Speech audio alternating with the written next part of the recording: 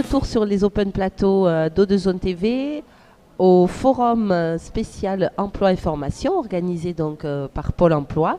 Donc la journée a été très riche, hein. Nous avons reçu donc de nombreux invités qui sont venus un petit peu parler de leur métier, de leur activité, de leur mission, hein, au sein de leurs structures respectives.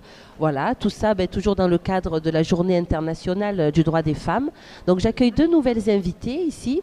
D'un côté Ingrid, avec qui on va échanger tout à l'heure autour de son métier, parce qu'elle a un métier particulier pour une femme, hein. On a beaucoup parlé de ça tout au long de la journée.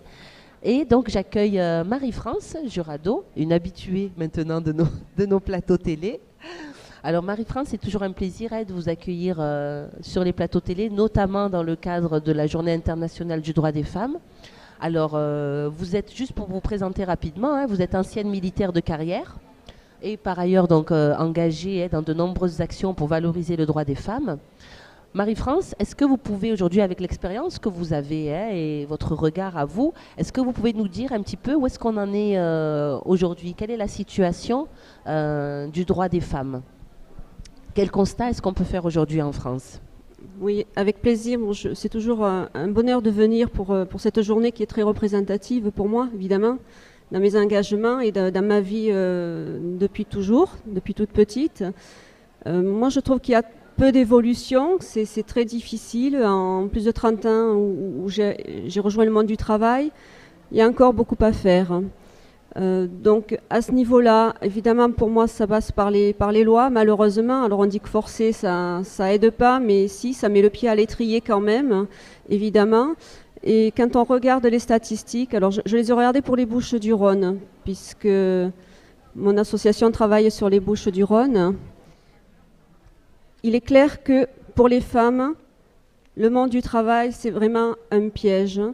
Un piège parce que à la fois elles sont déchirées entre le fait d'abandonner les enfants, qu'il y a des enfants, et la nécessité de travailler. Puisqu'aujourd'hui, dans le couple, malheureusement, avec la crise économique, on est tous obligés de travailler. Mais je m'aperçois dans les statistiques, tout simplement, dans les Bouches-du-Rhône, j'entends.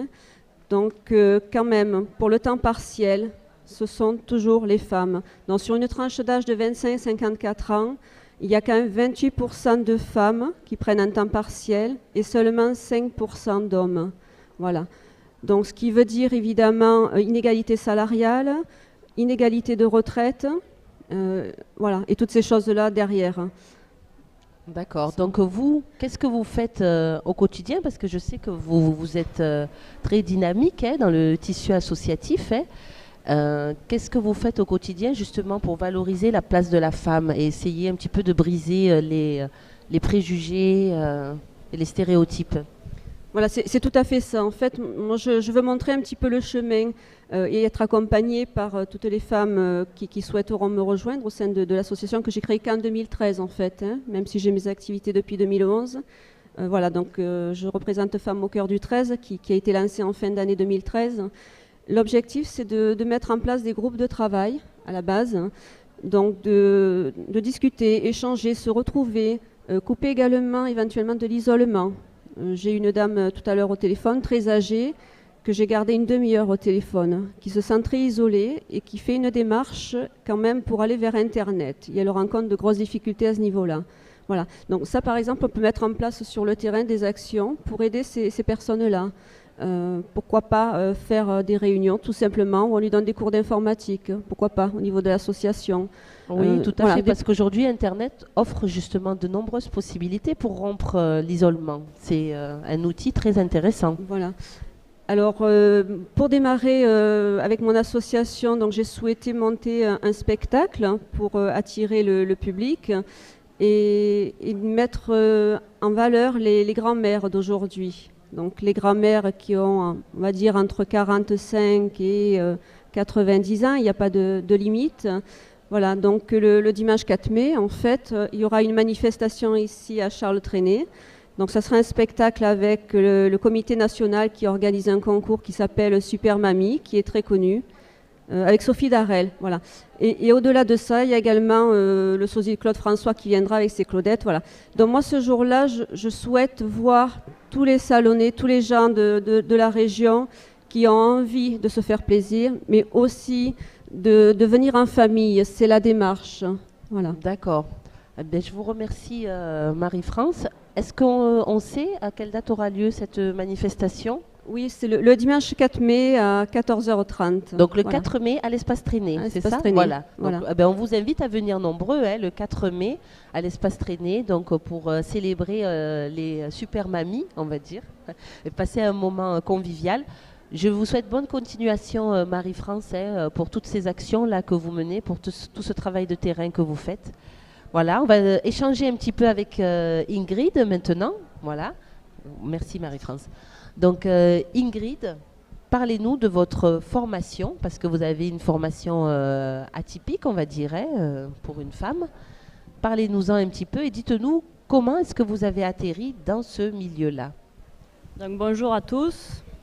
À l'âge de 18 ans, j'ai passé un CAP constructeur de route au CFA Émile Picot, que j'ai réussi au bout de 2 années.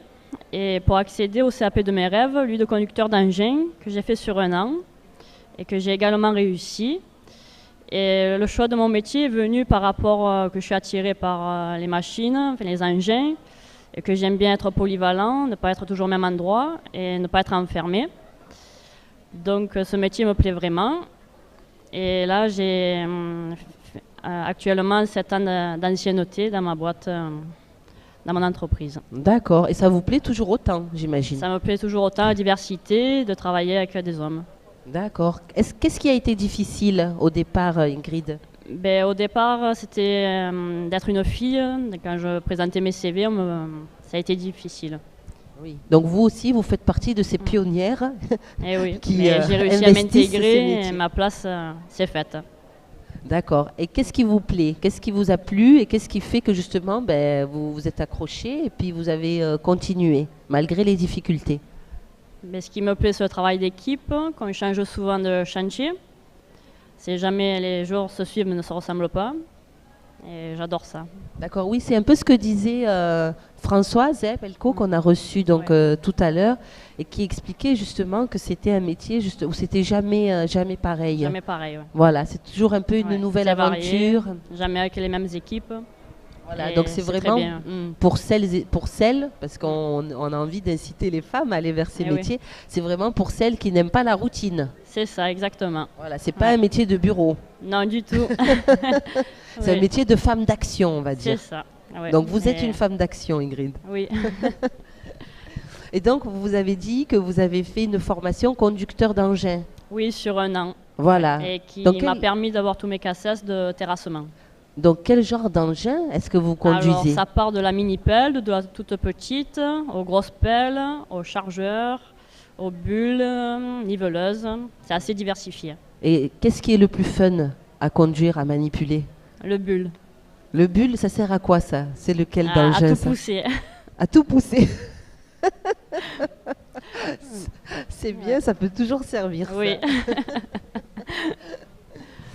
Bon, Ingrid, est-ce que vous vouliez rajouter peut-être quelque chose? Un petit message peut-être pour les filles qui vont regarder et qui se disent waouh, moi aussi j'aimerais bien conduire une pelleteuse ou un bulldozer. Mais je dis aux filles qui hésitent de se lancer car la place est liée.